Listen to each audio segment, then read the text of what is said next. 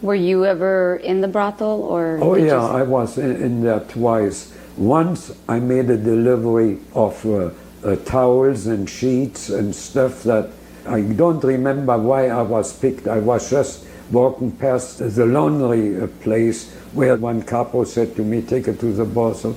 So then when I came to the door, the madam had me take it all the way, all the length of the building where her room was. So I made a delivery, and then another time I was in the camp picking up dead bodies, and a girl had committed suicide, and so I carried her out to put her on the flatbed to take her to Birkenau. Birkenau was Auschwitz too, where the gas chambers and crematorium was. I did talk to two French girls just for a minute when I went to pick up the dead girl. There were two French girls, but when they started talking to me, the madam came and chased them out right away. They scampered away.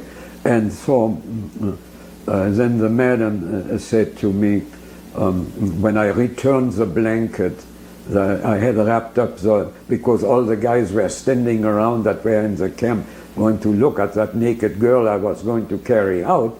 So I wrapped her in a blanket, and they were mad at me about that, naturally. But when I put her on the thing, I turned her upside down and took the blanket and returned it. And she said, "Oh, you're really reliable. I let you in for free sometimes, but I never had the occasion to go."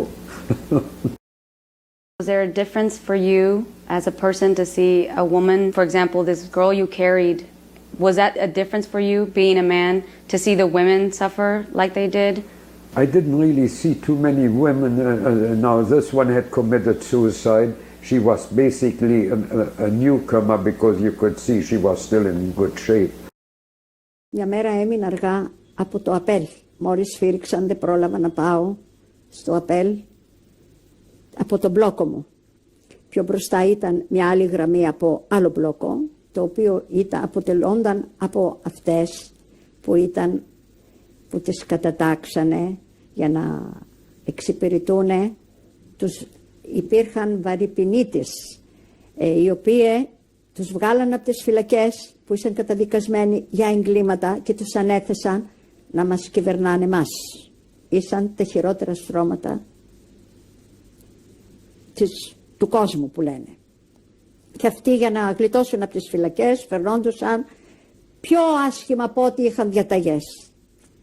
Και για να τους ευχαριστήσω υπήρχε ένα μπλόκο που είχαν κάτι κοπέλες, κάτι γυναίκες, τις οποίες αυτοί όταν θέλαν να τους δώσουν τον μπράβο που λέγανε, πήγαιναν, αυτοί οι άντροι πήγαιναν σε αυτές.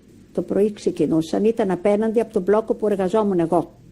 Και τις βλέπαμε όταν γυρνούσαν το βράδυ, χλωμές, εξαντλημένες. Και αυτές τις κατατάζαν εκεί πέρα για να εξυπηρετούν αυτούς. Και έμεινα αργά από το απέλ και με βρήκε αυτή που αυτόν το λάγκερ ολόκληρο έδινε διαταγές και με ξύλο με έβαλε σε αυτήν τη σειρά. Όταν σφύριξε με έμπασαν μέσα στον μπλόκο το δικό τους. Εγώ ήξερα τι μπλόκο είναι. Μόλις μπήκα μέσα άρχισα να φοβάμαι. Άρχισα να τις βλέπω ότι ερχόντουσαν πολύ κακοποιημένες, να μην πω λεπτομέρειες. Κακοποιημένες πάρα πολύ από όλες τις απόψεις. Η μια να λέει τι γουρούνι ήταν εκείνο σήμερα, εμένα μη ρωτάς τι έτυχε σήμερα, ο άλλος δεν ξέρω τι, η μια να μπορέσει να βοηθήσει την άλλη, εγώ να αρχίζω να κλαίω και μια Γαλλίδα ήρθε κοντά μου και με λέει γιατί κλαις, καινούρια είσαι, πώς μπήκες εδώ, ποιος έβαλε εδώ.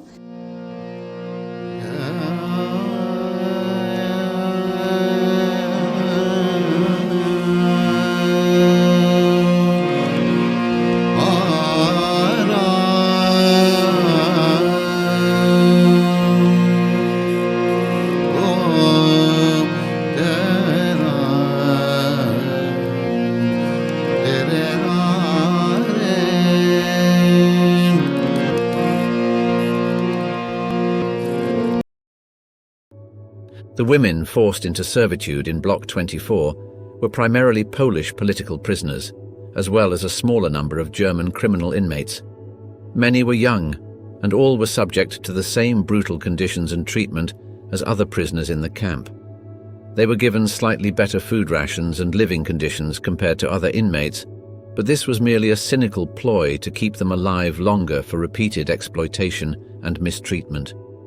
The women were selected based on their age, appearance, and health, with many being lured with false promises of better treatment or even freedom. One of the most haunting accounts of life in Block 24 comes from Halina Brzozowska, a Polish prisoner who was forced to work in the brothel. In a testimony given years after the war, Brzozowska described the unimaginable trauma and degradation she endured. "We were treated like animals, worse than animals. They would beat us, force us to do the most degrading things, and we had no choice. It was either submit or die."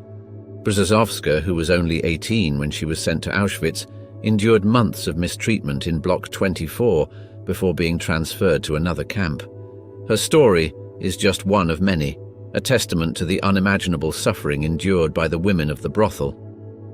The brothel was open for business in the evenings, with male prisoners granted access as a reward for their labor.